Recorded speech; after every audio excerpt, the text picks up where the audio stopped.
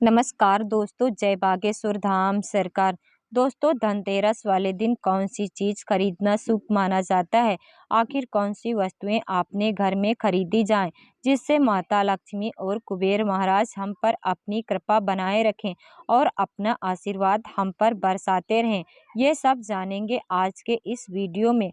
दोस्तों, क्या आप जानते हैं कि साल 2023 में धनतेरस का त्योहार कब आने वाला है? धनतेरस की पूजा का शुभ मुहूर्त क्या है और धनतेरस वाले दिन नई चीज कब खरीदनी चाहिए? धनतेरस वाले दिन क्या क्या खरीदना शुभ माना जाता है और कौन सी चीज माता लक्ष्मी और कुबेर भगवान का प्रतीक होती है? क्या सच में धनतेरस वाले दिन केवल सोना चांदी ही खरीदना चाहिए? अगर ऐसा है तो जिन लोगों का सामर्थ्य सोना चांदी खरीदने का नहीं है, वह लोग ऐसा क्या खरीद सकते हैं कि उन्हें भी सोना चांदी खरीदने के बराबर पुण्य की प्राप्ति हो सकती है?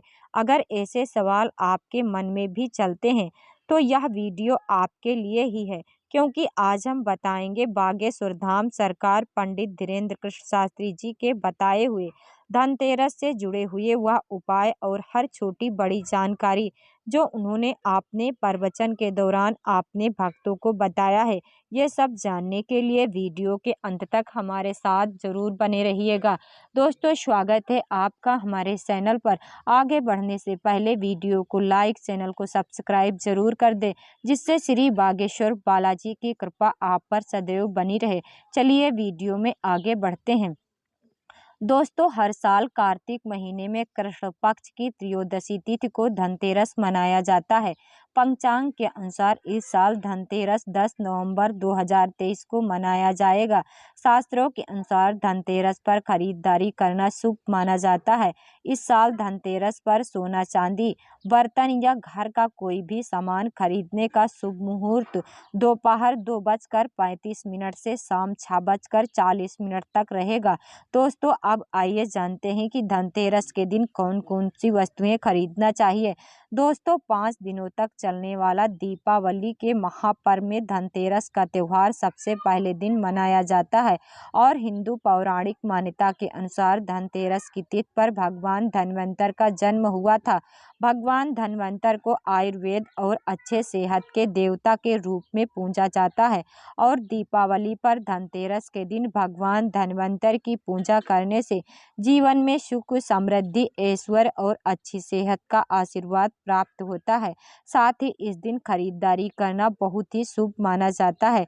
धनतेरस के दिन हर तरह के शुभ कार्य प्रारंभ किए जा सकते हैं। इस दिन विशेष रूप से सोना और चांदी के आभूषण, नए बर्तन आदि खरीदे जाते हैं। धनतेरस के दिन इस प्रकार की विशेष चीजें खरीदने पर माँ लक्ष्मी जी का आशीर्वाद मिलता है। ऐसी मान्यता है कि धनतेरस के दिन हम जिस भी वस्तु की खरीदारी करके लाते हैं उसमें 13 गुना की वृद्धि होती है। इसलिए आपको ध्यान रखना है कि कोई भी ऐसी गलती ना करें, ऐसी वस्तु खरीद कर ना लाएं जिससे कि अशुभता आ जाए। दोस्तों, धनतेरस के दिन इन 7 विशेष चीजों में से आपको कुछ ना कुछ वस्तुएं खरीदनी चाहिए। अगर आप भी सभी 7 वस्तुएं ना खरीद पाए तो इनमें से जो भी आपकी सामर्थ्य है आप घर पर खरीद कर ला सकते हैं। धनतेरस के दिन माँ लक्ष्मी जी, कुबेर देवता और भगवान धन्वंतर की पूजा करने से घर हमेशा धन धान्य, सुख, सुविधा और वैभव से भरा रहता है। धनतेरस के दिन जो लोग सोना चांदी से बने हुए आभूषण या सोना चांदी न खरीद पाए उन्हें भी कुछ ऐसी खास चीजें अवश्य ही खरीदनी चाहिए। इनमें से पहली वस्तु है झाड़ू। दोस्तों, धनतेरस के दिन नई झाड़ू खरीदना बहुत शुभ माना जाता है। झाड़ू को माँ लक्ष्मी जी का प्रतीक माना जाता है और ऐसा माना जाता है कि नई झाड़ू से धनतेरस के दिन पहले पूजा करके फिर उसका प्रयोग करने से सारी नकारात्मक ऊर्जा दूर हो जाती है और घर में सुख समृद्धि का वास हो जाता है। अगर हो सके तो धनतेरस के दिन एक झाड़ू का गुप्तदान करना चाहिए। इसे आप मंदिर में, किसी चौराहे पर या ऐसी जगह पर जहां से कोई भी जरूरतमंद व्यक्ति इस झाड़ू को उठाकर ले जाए, वहां पर आपको रख देना चाहिए। दूसरी वस्तु है साबुत धनिया।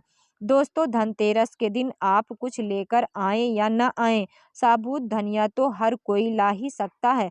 साबुत धनिया लाकर दीपावली के दिन पूजा करने के बाद आपने ही घर में क्यारी में गमले में डालना चाहिए और ऐसा करने से कहा जाता है कि घर में आपके जो भी धन है, जो भी आय है, उसमें बरकत होने लगती है। अगर आए दिन अनावश्यक रूप से खर्चे होते हैं तो उसमें भी रोक लग जाती है। दोस्तों तीसरी बात है सात मुखी रुद्राक्ष की माला या फिर सात मुखी रुद्राक्ष।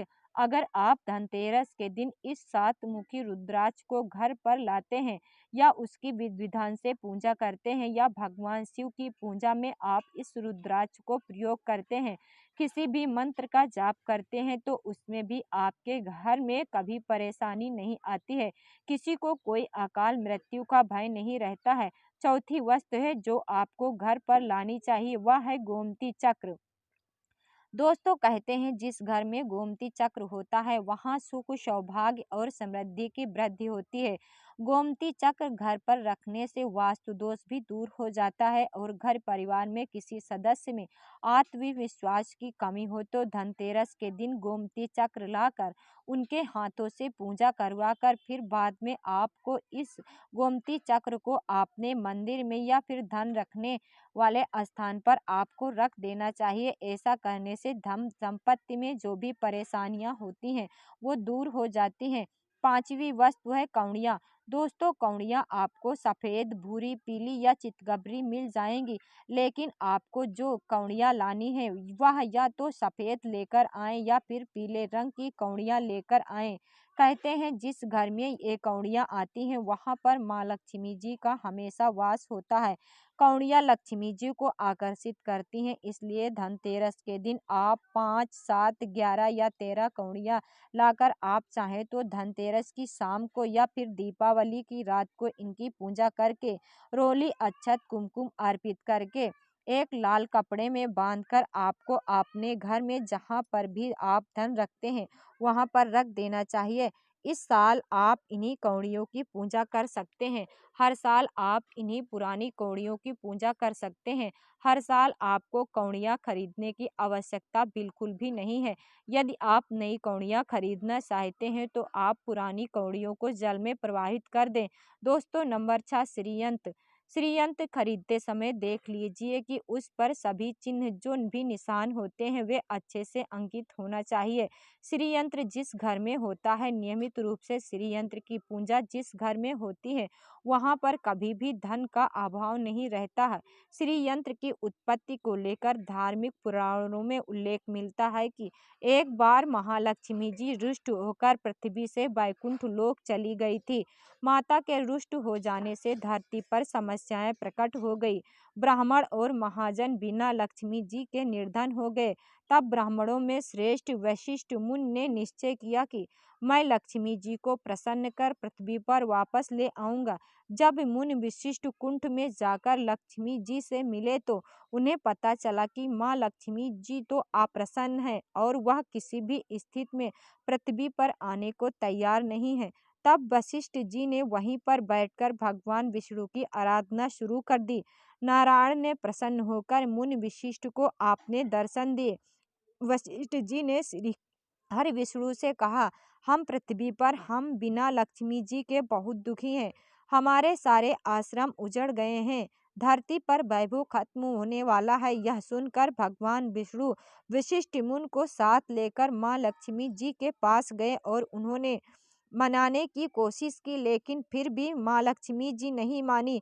तब उन्होंने कहा, मैं किसी भी स्थिति में पृथ्वी पर वापस जाने को तैयार ही नहीं हूँ।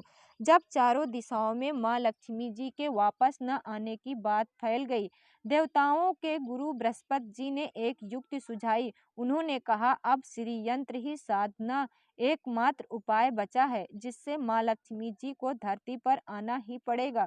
गुरु बृहस्पति जी के निर्देश से श्री हरि ने धातु पर श्री यंत्र का निर्माण किया और उसे मंत्र सिद्ध प्राण प्रतिष्ठा युक्त करते हुए दीपावली के 2 दिन पूर्व धन त्रयोदशी को श्री धन पर स्थापित करके विधि विधान से उसका पूजन किया। पूजन समाप्त होते होते माता लक्ष्मी जी को वहां आना ही पड़ा और वो बोली, मैं किसी भी स्थिति में आने के लिए तैयार ही नहीं थी। यह मेरा प्रण था, परंतु बृहस्पति जी की युक्ति से मुझे आना ही पड़ा। श्री यंत्र मेरा आधार है और इसी में मेरी आत्मा भी बसती है। दोस्तों, यही कारण है कि धनतेरस के दिन श्री यंत्र खरीदना चाहता है।